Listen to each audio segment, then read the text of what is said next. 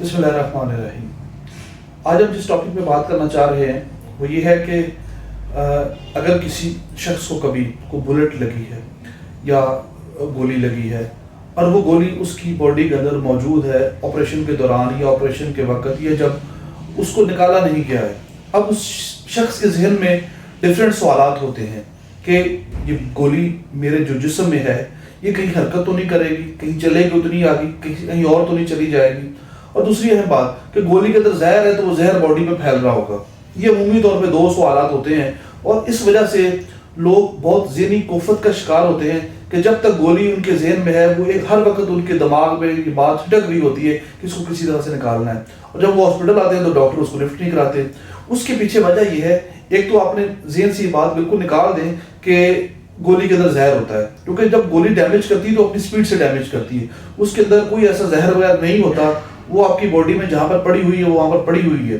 اس سے کوئی زہر وغیرہ نہیں نکلتا۔ اور دوسری اہم بات یہ کہ گولی کوئی موو نہیں کرتی، وہ کوئی موونگ آبجیکٹ نہیں ہے، وہ جہاں پر پڑی ہے وہ وہاں پر پڑی رہے گی۔ ہاں اگر کوئی نیڈل وغیرہ ہے تو اس کے بعد کا چانسز ہوتے ہیں تھوڑے بہت موو کرنے کے، لیکن بلٹ کے پیسز کے یا بلٹ کے کوئی چانس نہیں ہوتا کہ وہ اپنی جگہ سے موو کرے۔ اب نکالنے کے اس کے نقصانات ہوتے ہیں کچھ، جس کی وجہ سے ڈاکٹر عمومی طور پہ آپ کو کہتے ہیں کہ جی اس کو نہ نکلوائے۔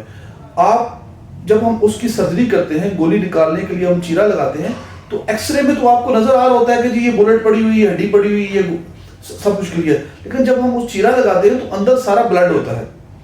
سارا ریڈ ایریا ہوتا ہے، وہ مسلز بھی ریڈ ہیں، وہ خون کی نالیاں بھی ریڈ ہیں، اور ایون وہ جو بلٹ ہے وہ بھی ریڈ کلر کی ہو چکی ہوتی ہے، چاہے وہ 2 دن کے بعد یا 1 دن کے بعد ہی کیوں نہ نکالے۔ تو جب ہم وہاں پر پہنچتے ہیں تو ہمیں وہ آئیڈینٹیفائی کرنے میں پرابلم ہوتی ہے۔